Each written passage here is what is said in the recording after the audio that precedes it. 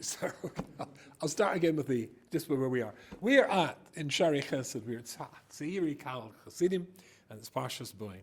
When I was a young man, newly married, my wife and I came to Jerusalem. I think it was our first time here as a couple. And I was told, you must go to Todas Aaron. It was Sukkah's time. Simchas Beis She'eva, Todas Aaron, is apparently famous. And so I went there. All the tables have been stacked up at the back. And so I stood at one of the tables, and I can't remember now how many Hasidim were there. A picture of something, could it be 500? Is that possible? I can't remember. And so they're all gathered there, and I'm just watching this. Of course, I'm a Kalta Litvak, so I'm just a tourist. You know. But the Todas Aaron Rebbe, he was a very old man in his 80s, was sitting there in a chair. I think he was wearing a white Bekish, if I remember correctly. And he was sitting like this. But there was an atmosphere of expectation. There were obviously something was about to happen. I didn't know what it was. So I was watching. And then after about 10 minutes, Diane Wise, the Minchas Yitzchok, the Av Beistin of the Eidach Haredis Beistin in those days, who used to be the Rov of the Shola Idavanin in Manchester, which is called the Altar, he came in with his entourage, his chevra, and then I noticed for the first time that opposite the Todas Aaron Rebbe's chair was another chair. I thought, oh, that's what they're waiting for. And so Diane Wise, who was also in his 80s, I think, sat down, and they just sat sort of looking at each other, and I wondered, because they're still waiting for something. So somebody started the nigan. So they all 500 doys were doing along. And I thought, oh, that's what they're waiting for. But no, there was still something. So after a few moments, these two very old men got up, and they came towards each other. They were going to dance with each other. And that was it. That's what they're waiting for. And they approached each other, if it's not disrespectful, but they were old fellows, so they approached each other like that. And then they grabbed each other's hands, and they started to dance. Have you ever seen an old-fashioned steam train leaving a station? Remember that? So yeah, he's too young, he doesn't know that. So the steam goes, and then the wheels go, and then, but then, and it's flying. And that's exactly what happened. After just a few minutes, these old men in their 80s were flying and dancing like bochrim. And then everybody went totally crazy, and it was the atmosphere was fabulous, and that's what they were waiting for. It doesn't necessarily mean because you've got older that you've lost your passion, your this brain. 80s not so. No. Maybe they were 90s, and maybe 100 actually. But normally, with age, passion reduces, but something takes over, which is also a mila, in that as wisdom takes over. You don't normally think about youth and wisdom. That comes later. You don't normally think of age and passion. But sometimes it's possible for them to combine. And it's a very beautiful thing when we can achieve both. Of course, as I say, they don't normally combine when bochrim and demonstrations are climbing to the tops of cranes. Literally, have you seen that? I actually saw them, like little ants going up to the top of these cranes.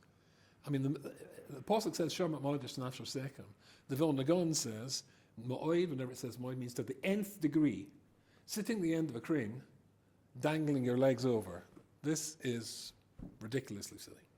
Anyway, having said that, I want to tell you a story, and I'll be interested in your opinion. Many years ago in Manchester, in England, I had a visit from two Askonim of the Kehillah. One was called Shlomo Adler, Zecher Tzadik Livrocha, big Baal Chesed. And the other one was Reb Moshe Kupitz, Zecher Tzadik Livrocha, who was the son-in-law of the late Manchester Rosh Hashiva, the great Tzadik, Rav Siegel. And they came to see me because there was an issue that had erupted or occurred, which they somehow or other needed my help in. There was a seminary, I used to teach in this seminary. There was a seminary in Manchester, two seminaries. One was the Hasidische seminary and one was the Litvische seminary. In the Hasidische seminary, there was a girl. The girl had come from New York. The girl was not born Jewish. And at the age of, if I remember rightly, 14, I think it was for maybe 13, she somehow just walked out off the streets into a Beis in Brooklyn, don't know where, don't know which Beis, and said she wanted to become Jewish. And so, basically, they were Megayer her at 14. And she ended up in this seminary. So it was a 2-year course in the seminary. First year was successful. After a few months in the second year, she disappeared. And they discovered that she was now living with a Muslim family in a place called Cheetham Hill. The Jewish area of Manchester joins, as it so often does, a Muslim area. Don't know why. And she was living with a Muslim family. So they knew that these two Askonim, both very close friends of mine, knew that I was close to somebody called Rabalta Halpin, Zecher Tzadik Kodesh Livrocha. Rabalta Halpin, I think I could honestly say, was the most intriguing and probably brilliant mind I ever came across. Not that I'm able to forbear people with brilliant minds, you understand. But he was an incredible mind. There was a famous yeshiva in London called Schneider's Yeshiva. Rav Moshe Schneider was a Talmud of the Chofetz Chaim. He'd originally started the yeshiva in Frankfurt, and the yeshiva managed to get out after Kristallnacht, re-established itself in London, and Rav Moshe Schneider's son-in-law was Rabalta Halpin. That's the story. And Rabalta Halpin was just this incredible brain, and they wanted to know, do we have to bother ourselves? Do we have to struggle to try and get this girl out of the Muslim family? That's not going to be an easy thing to do. Because is it really a gerus? I mean, so I asked him, and he said, yes, it's a gerus. And they had to try it. I can't remember what happened in the story. And I remember in the seminary I was teaching in New York, a girl came up to me one day. I'll be interested in what you think about this. A girl came up to me and she said, what is the raison d'etre? What's the reason that a Jewish couple can adopt a non-Jewish baby and bring the baby up as though it's a Jew? There's a gerus that takes place, but it's not a complete gerus, because at the age of 12 if it's a girl, or 13 when it's a boy, bas bar mitzvah, then the child has a choice. You tell them, I mean, it would be idiotic to have not told them beforehand, but you tell them about their background and that they have a choice. They don't have to agree, as long as they don't say no. Moshe Feinstein says you just have to tell them, and if they don't walk out, then fine. That is the last machma patush, that's the last element that makes it a complete gerus. So this girl said, how can that make any sense? I mean, that somebody is going to be making a decision, or how would you feel about making a decision at the age of 12 or 13 and being tied to that decision for the rest of your life? It really seems strange. If these two Rabbonim came to ask me, to ask this Gaon, Rabalta Halpin, whether a 14-year-old's gerus was ultimately a legitimate gerus, and Kal v'chomer if it's a 13-year-old or a 12-year-old. There's a big shiloh over this. And I wouldn't like to be tied to a decision that I made when I was 12 or 13.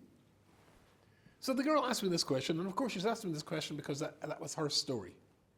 So her father was a Russian Jew who married a non-Jewish woman in the Soviet Union, the USSR. They managed to get out after Jews could get out. They ended up in Brooklyn, surprise, surprise. And he sees all these guys with hats and payas and things like that. Became a Baal Tshuva. Wife's not Jewish. She had a gerus, right? This girl was already a little girl, already born. So they had a gerus for her. And she was resentful of the fact that was imposed on her. I mean, you think about it. Is it a choice? So at the age of 13, you say to the boy, you know, son, you remember that mommy and daddy adopted you, and you originally weren't, you weren't Jewish, but you have a choice. I mean, how likely is it the boy would say, oh, really? Well, I don't want your stinking Jewish family. It's been so kind to me and warm. And that new bicycle you bought me, you can have it back. And this beautiful bedroom I live in. No, I want to live in a cardboard box on the sidewalk. Is it a real choice? Anyway, I said, I have to tell you the truth. This is one hashkafa question I've never found a satisfactory answer to. So let me think about it. Now, I didn't have all my Sorim in America. I hadn't taken all my Sorim across. So I had a very limited library, just like one, but twice the size of that. Couldn't find any answers. The next week, of course, she was waiting desperately for an answer. No, try again next week. Went to a shul nearby, which had a very, very large sifriya. Couldn't find any answers. And then I started phoning Rabbonim who are Bali Hashkafa, who are thinkers, to find out if they knew any raid, as we say, anything on this subject. Again, no. You know a rabbi is getting desperate when the word Google comes into the equation. So I Googled, couldn't find anything. And I thought to myself, you know what? Maybe if there's no answer, it's up to me to find an answer. And maybe, as I've found so many times, a difficult question is difficult because it's not a question in the first place. The thesis, the basis of the question was obviously, how can you expect a 12-year-old girl or a 13-year-old boy to make such a lifetime adult, mature decision? This, incidentally, is the famous first mimer of Comments Memoriam of Rabbi Chanan Wasserman, when he points out that the Rambam says that apart from those people who had Ruach HaKodesh or Nevi'us, nobody reached an intellectual level like Aristotle. Aristotle was the greatest mind apart from those at Ruach HaKodesh. So says the Rambam. The same Rambam writes that the first mitzvah is Leda Olahamin B'Hashem Yisbarach, to know and to believe in Hashem. But that means to say, as soon as you're 12, if you're a girl, 13 if you're a boy, as it's a mitzvah, you're mechuyev to believe and to know that Hashem exists. But how can you expect a 12-year-old girl, a 13-year-old boy, to supersede the intellectual achievements of the greatest mind who ever lived, Aristotle, who didn't believe in God? So the answer to that one is really quite simple, because Aristotle was a philosopher. A philosopher is, the word philosophy comes from, of course, the Greek word philos, meaning to love. That's why there's a city in Pennsylvania called Philadelphia. It means city of brotherly love. Don't try that out when you go there, by the way. So does that sort of idea. Philo-Semitic means you like or love Jews. It's supposed to be anti-Semitic. Philadelphia is, not the nicest of places. But if you're a philosopher, you love knowledge or truth, wisdom or truth. But he was another word which has got philos at the beginning of it. He was a philanderer. Philanderer is a Baal Taiva. He had a Taiva for Noshim, young woman, old woman, married woman, single woman, didn't anything at all. Now suppose this is the Madriga of Aristotle's love of knowledge. And this is the Madriga of Aristotle's love of Taiva, Noshim. If he sees a steer between the two, which one's likely to win? Well, obviously this one. But what happens to a person's Taivas when they get older? They diminish. So if you look in Seder HaDoros, it mentions there how that in the library at Alexandria before it burned down, many contemporary Jewish books recorded how Besof Yomov, at the end of his life, Aristotle became a Ger Tzedek and tried very much to uproot all the things that he had written about before. The Greeks say he went insane, but from their point of view, to become a Jew is obviously synonymous with the exact same thing. But the astonishing thing how it says there, how Besof Yomov he became a Jew. Because Besof Yomov, his taivas would retreat, and then this would take over. So it really is the same shaila. How can you expect somebody who is a 12-year-old boy or a girl or 13-year-old boy to supersede the Madriga of Aristotle? The answer is, to prove that God exists is not so difficult unless you've got a reason for not wanting to believe it. Fine. We're all victims of the same thing. Sorry? We're all victims of the same concept. What do you mean? Moshe Rabbeinu was Mechayos, those who are born, those who are not yet born. Adoyom Hazeh, to be... Right. So the same question would apply to all of us, and it would be extremely difficult. And we're not 12 or 13 years old, we're not born yet. Right, right. But again, all you're expected to do is not be able to sit down with Aristotle and discuss his philosophy or philosophical ideas with him. all you're expected to do at the age of 12 or 13 is to overcome your taivas, or to at least realize that's the source of your problem. And it's interesting, this girl, when I told her this, she said it's a very interesting thing. You see, what's the premise of the question? The premise of the question is, how can you expect a young person, so young, to make a decision like that? So when should we leave it to? When the person is 18, more mature at 18, apparently your brain doesn't stop growing, it doesn't stop forming until you're 24. Your brain's not completely formed. And the bit of your brain which is not yet formed is the bit of your brain that stops you doing dangerous stuff, going back to thinking of kids at the top of the cranes, right? So you are going to be somebody who is not, you're incomplete. So wait till you're 18. Or maybe we should say you couldn't do Geras until you were 25. And maybe you've been married and divorced and gone through tough times. The assumption is that they're not able to make a responsible decision. When should you wait to make a responsible decision? Till you're so old and so jaded and so verbittered with life that maybe that is the right time? Maybe it's when you're young. Okay, intellectually you are naive, intellectually you're just a beginner, but maybe the purity of your motivation, maybe the passion that you feel as a young person, that is a better basis for you making a decision for your life than when you're older and you're ready, maybe a Baal Taiva, or verbittered, as I said, gone through all sorts of tough times, and which has made you into a grumpy old guy. Maybe. That's important as our introduction to the Alshich, but let me just tell you one other thing. There's a tremendously interesting Medrash Tanchuma, it's in Parshas Pekudei, and it says the following thing. Now we're in the middle of Yerushalayim, we're in the middle of Shari Chesed, and whenever you think of Shari Chesed, you immediately think of a society, a community which is synonymous with Shakespearean expertise. And it's full of experts in Shakespeare here, and you will probably know that Shakespeare wrote about the 7 ages of man. Have you heard of that? Well, he did anyway, I don't care.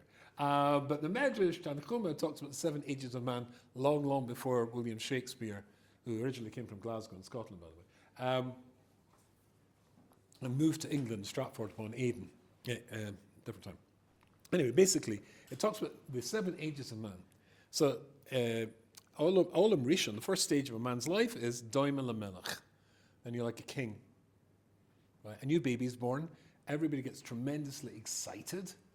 And everybody wants to see the baby and brings gifts to the baby, just like a king or a queen comes. Wow, everybody wants to visit it. That's up to age 1. Doima Lamelech. After age 1, Olam Hasheni, Doima Lechazir. Then you're like a pig. Right? Now, as you think of a 1-year-old, it's starting to crawl. I just went to see my great-grandson today, Avi Berlin. Great guy. And he's just about to be 1. And of course, when you're 1, they're crawling in the ground. They find a piece of bread underneath the couch. It's been there since last Pesach, or after Pesach. It's green and moldy. Stick it in their mouths, or they've got that other stuff on their from their undermine. And they sort of put it in the mouth. Oh no! Right, pig. Next stage, Olam Hashlishi Doima Gedi. The next stage of a person's life, you're like a gedi, a little goat. What's it called? A kid. And you ever see little goats, a bit like lambs, but jumping, and dancing, and springing all over the place. So on a 2, 3, 4, dancing and singing. Next stage, that's the teenagers. How old are you? 23. Married? Come to you in a minute. Right. So the next stage of your life, when you're a teenager, Doima Lesus. Handsome animal, head up, running about the place. Bishvilini v'ha'olam, this is my world, you'll live forever. Okay. That's the next stage. Then you get married. Odom Doima Lechamor. Then you're a chamor. Why? Because when you get married, all sorts of responsibilities and all sorts of burdens fall on your shoulders.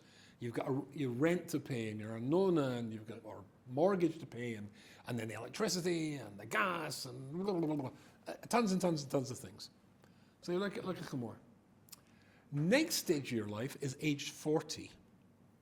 At 40, Odom Doma LeKelev. Now, why Kelev? Because all generally, when they quote a Kelev, they think of a chutzpahdik animal. It barks at us. It tries to bite us. It considers its territory, our territory, its territory. And so, Odom Doma LeKelev. When a man is 40 years of age, should we think back?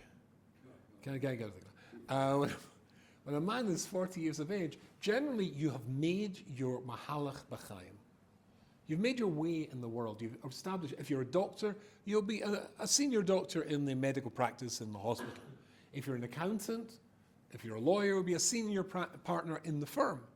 By 40, you've made your way in life, and it's very hard to change after you're 40. Moshe Rabbeinu did. Rabbi Akiva did, both at the age of 40. And the Hasidic Sorim, the Zohar certainly says that Rabbi Akiva was the Gilgal of Moshe Rabbeinu. The first Gilgal of Moshe Rabbeinu was the Torah Shebekasav, and the second Gilgal of Moshe Rabbeinu as Rabbi Akiva was the Torah Shebal Peh. Well, that's for a different year. But basically, the age of 40, a person generally doesn't change. And then the next stage, the last stage of a person's life, Odom Doma LeKof, monkey. Because if you see a monkey, have you ever gone to the zoo, you know, and the handler or whatever, the zookeeper, takes it holds its hand, and it goes, it's over like this, its face is all wrinkled, and it goes on to say horrible things here, actually. And even your own family, your own children, grandchildren make fun of you. You know, Zadie's done something stupid again, or he's forgotten something, or he's drooling. It's a bit cruel, this. And the Kalali Naisa, and they even curse him. Whenever they say something, not paying attention. It's a bit of a cruel insight. But by the age of 40, a person finds it very, very difficult to change. And we're going to be looking in a second at Rabbi Rucham, but we're going to the Alshich first. But we're going to be looking at a mimer, the first mimer in Das Chochma Musa of Rabbi Rucham. And the mimer is called Hafechas Midoisa Shel Odam Bechinas Nisus. In order for a person to change, it needs a miracle. In order to change, it needs a miracle. It's very, very hard to change yourself. The Gemara, we all know the famous Gemara. I think it's the site, if I remember rightly. I should know this. I just made a Siemen site. That it's hard for Hashem to make a marriage as it is for him to do Kriyas Yamsuf. Leaving aside the philosophical question, nothing's hard for Hashem. What's it referring to? So some opinions say it's talking about second marriages. Second marriages. Why is it so hard, a second marriage? I mean, a first marriage can be very difficult as well. And the answer is generally in his first marriage, the person is young. Now we're going back to our age thing. Have you ever seen in stores and in flower shops, you see plants and they, like a little girl's hair that's been braided, they take three stems or three of a little tree and they weave them together. Have you seen those things? That's quite cute. And I always wondered, how do they do that? So I looked it up, back to Google. So it said you could only do it at a certain stage. If you do it when the plant's too young, then if you put it together, it'll just fall apart. If you wait till it's too old, it won't bend. So the second marriage is generally harder because it happens later in life when a person's already fixed in their ways. And it's extraordinarily difficult. When you're young, you are malleable, you're bendable. And again, physically, we get rigid when we're older, but also psychologically we get rigid as well. It's harder to compromise. It's easier to compromise when you're young. There's a very, very dear Yid, it's called Reverend Brody, in a show called Steen Court. I adored this man. And he always used to say at weddings, in Judaism, mathematics is different to the non-Jewish world. What's different? What's 1 and 1? 2. In Judaism, 1 and 1 equals 1. Right, you get married when you're young, you can bend, you become like one person. That's easier. When you're older and you're more rigid, that's harder to do. Okay, let's look at our Alshich. And if you look at the Chumash as well, it'll be useful because then you'll know what he's talking about.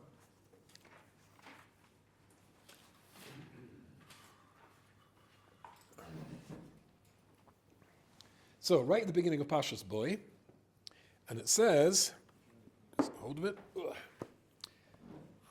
V'yam Hashem el Moshe, Bo el Paro, come to Paro, ki ani hechbadeti es liboi, because I've hardened his heart, as lev avodov, and the heart of his avodim, his servants.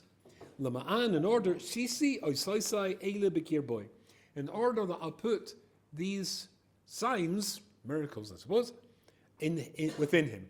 Possible. I'll only do 2 psukim. Velama'an, ulama'an, and in order to sap be'ozne bincha, that you'll speak into the ears of your eyes, and ben bincha, and your grandchildren, es asher hisalalti, how I've made fun of Mitzrayim, v'esasasai asher samti bom, and the miracles that I have put bom in them, v'yadatim kini Hashem, and you'll know that I am Hashem. Now, I don't think we're going to get to very far in Posset base, but keep the Chumash open, and then let's have a look at that sheet of paper that you have. Now, you've got questions. There are a few questions which we'll look at, just to get a feel of the Alshich, and then we'll jump to the Omnom. So let's see what his question number 1 is. Roy losim leiv, says the Alshich. It's appropriate that you should be considering,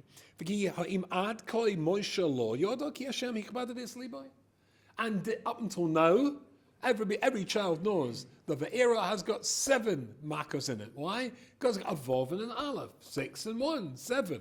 Back to mathematics. And boy has 3. Base and an aleph, 3. Okay. So, and the 7 before, didn't Moshe know that Hashem had hardened his heart? So what's the chiddush that Hashem's telling him? After he's already told him many times, etc., etc. Base. Why does he say the word shisi oisasai? And he doesn't use the words that he uses before, which is generally laman harbas oisasai, and different expressions. And the third one, which is the only one we're going to look at, and then we'll move on to the answers. But omra eile, the word these, right? The word in English these, eile. If I say these chumoshim, that means by definition that these chumoshim are these ones that I can see in front of me. If I was talking about the ones downstairs, I would say those chumoshim. These are the things that are there. But what do you mean? I've hardened his heart so that I could put these miracles. These miracles, the 3 miracles that are coming, boy, they're not here yet. It should be those miracles, the ones I'm about to do. So what's the these? That's all we're doing for questions. Now, you start with the omnum, but in actual fact, it was cropped there wrongly. I apologize about that. Let me read a little bit you don't have. To understand what's going on, Nosim Lev, you should also consider or point out, Al Dibra Yizborach B'Posek Rishon. If you look at Posek Rishon, B'Loshen Yochid starts off in the singular. B'Amra Bekir Boy. V'Yamra Hashem al Moshe, Bo el Paro, Ki Ani Chabadati es Liboy, V'es Lev Avodav, L'man Shisi Oisai Ele Bekir Boy, in the singular. But in the second Posek, it says Bom, in the plural. Now we come to your Omnom. Omnom, Hine, Lo Yavotza Meyos Moshe Mamavucha Rabbi. It has to be. Just make yourself Moshe Rabbeinu at this point. Pretend you're Moshe. You've just gone 7 times to Pharaoh. You've told Pharaoh, or passed on the message, your shlichus from Hashem Yisborach, what's going to happen to him if he doesn't do what he's supposed to do. And this guy just is not for budging. He has to be the most stubborn human being in history. And every time he gets a patch, and it's a big patch, no. Patch again, no. Patch again. 7 times. So Hashem God says, go to Pharaoh because I've hardened his heart. What's the point? What's the point? When I've gone to him before you harden his heart, he won't change his mind. And now that you've hardened his heart, so what's the point in going to him? So it says the Alshich. Let's read that together. Moshe is in, same word as in Mori Nevuchim, he's extremely perplexed. He's got to be saying to himself, at the end of Parshas Va'era, he threw in the towel. He gave in. Hashem is the tzaddik, and me and my people are the Rishoim. And he's never done this before. Suddenly he's full of regret. But what happens after he expresses all the regret? Boom! he gets straight back to being the guy he was before.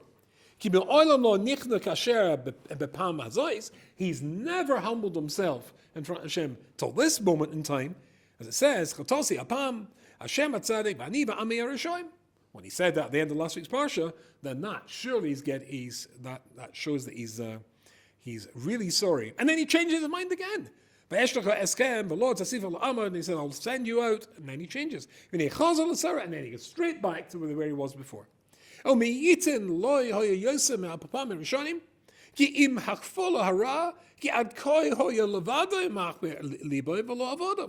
And not only that, up until now, it's only he that changes his mind, but not it's him and his servants are changing their mind.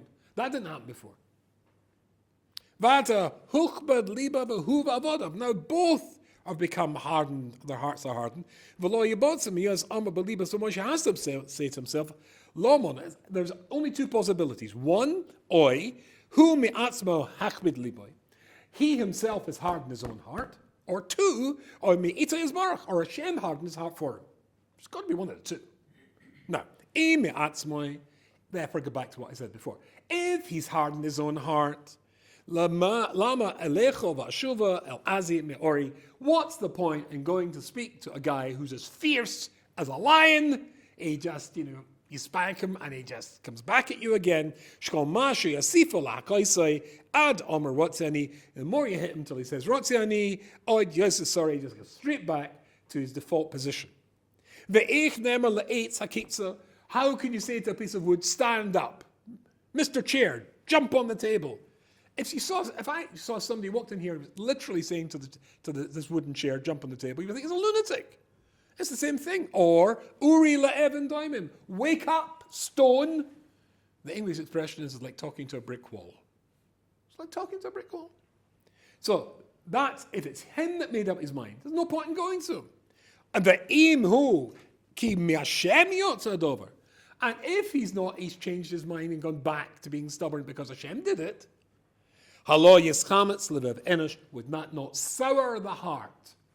Upset might be a nicer way of putting it, of anybody hearing this, but emes be'omar, hashayfet kol ha'oretz, Hashem, who is the judge, the true judge of everything, for him to do such a yichazak levav ish ad sheyechota, he would force somebody to do an avera, v'yanshu al chatosai, and then punish him for it. Incidentally, I was telling you that's the same word as Moreh Nevuchim. If you've learnt Moreh Nevuchim, you know right at the beginning, he says exactly that. Anybody who assumes that our lives are mapped out, we have no bechira, we are forced by Hashem to do things, do averas, that would be an insult to Hashem. And then he punishes us? So he forces you to do something and he punishes you? Insane. But must be what is going on here? One of the two. And up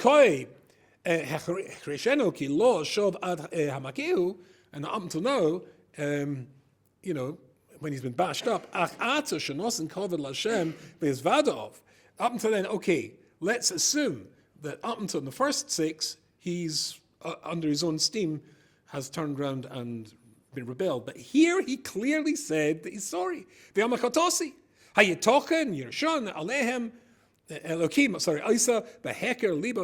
it possible that when a guy's actually sorry, that's the moment you turn him into somebody who's got to do wrong without freedom of choice and punish him for it? Don't we believe that your hand is always open, Rabban Hashem, to accept people who do tshuva? And you hit him. And if that's the story about Pharaoh, then what's his avodim got to do with this? So if you can find the words Al Kain Omer Lo Hu Yisborach, just about 10 words later. You all with me? Therefore, that's why it says Al Kain Omer Lo Hashem Yisborach. Hashem says to him, Bo El Pharaoh, come to Pharaoh, and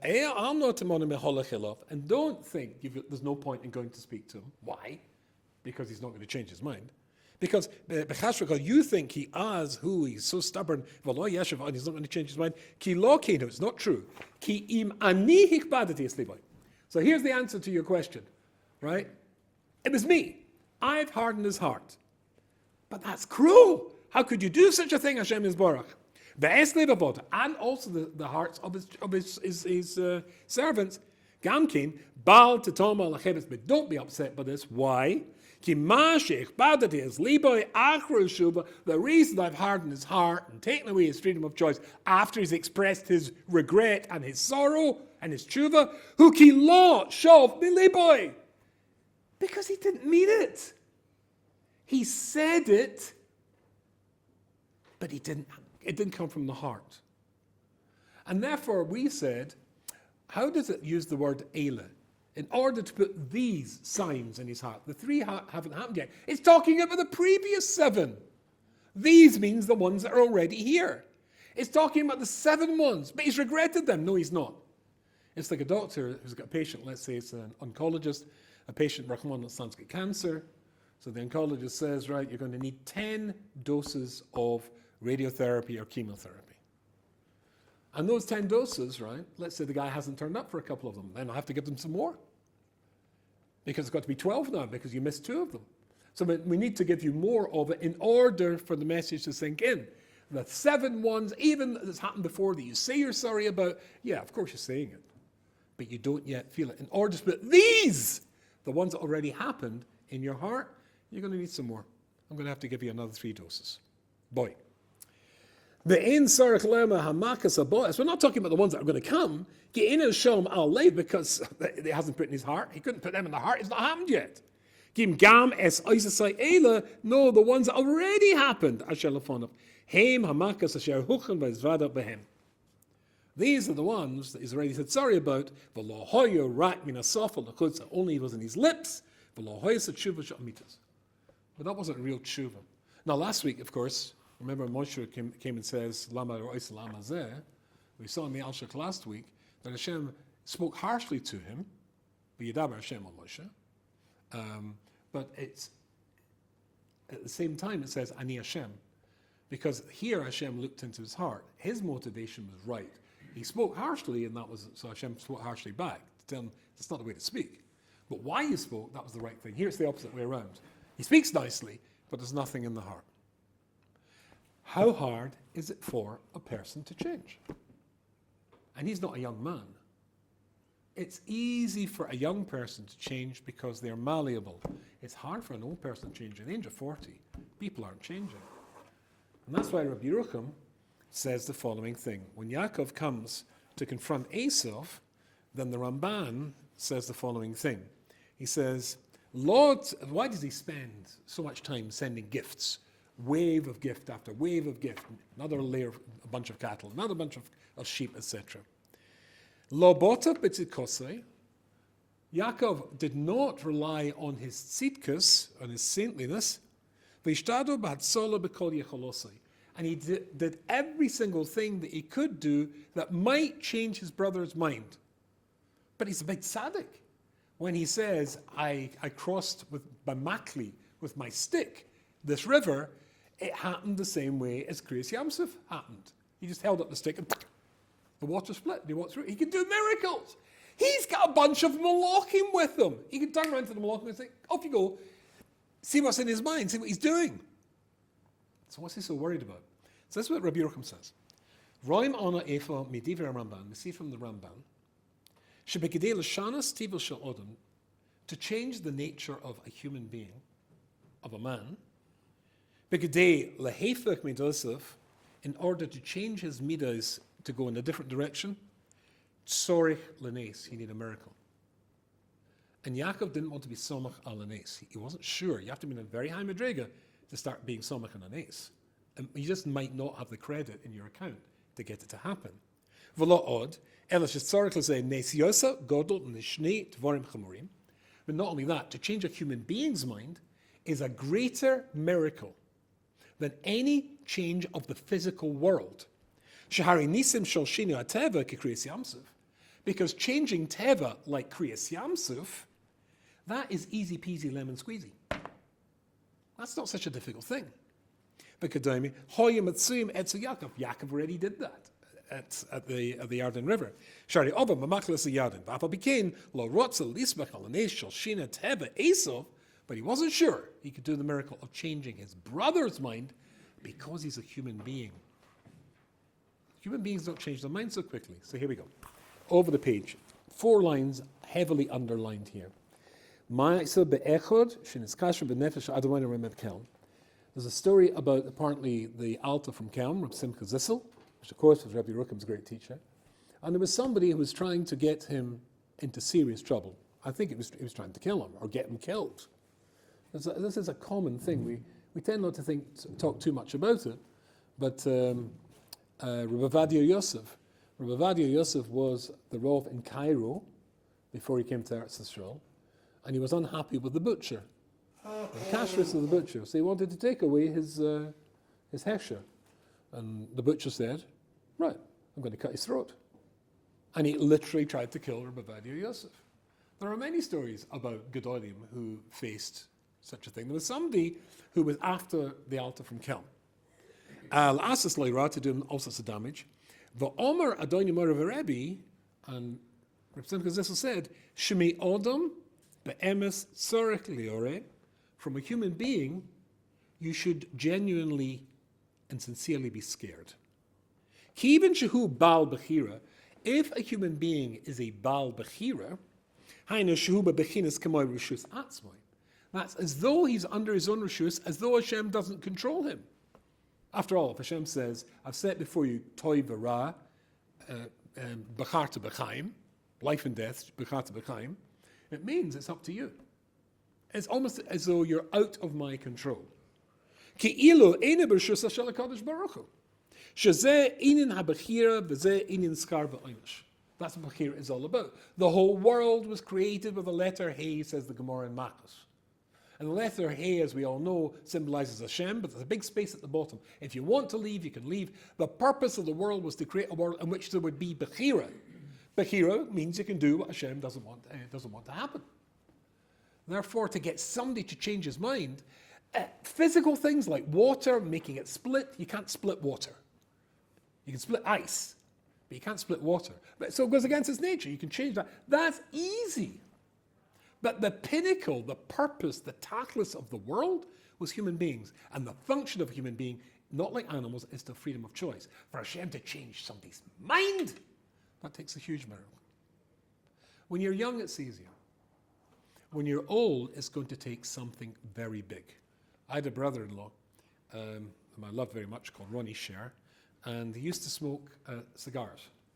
And once he went to a dentist called Alan Friedman, and he looked in his mouth and he said, I see something in your tongue, I don't like it.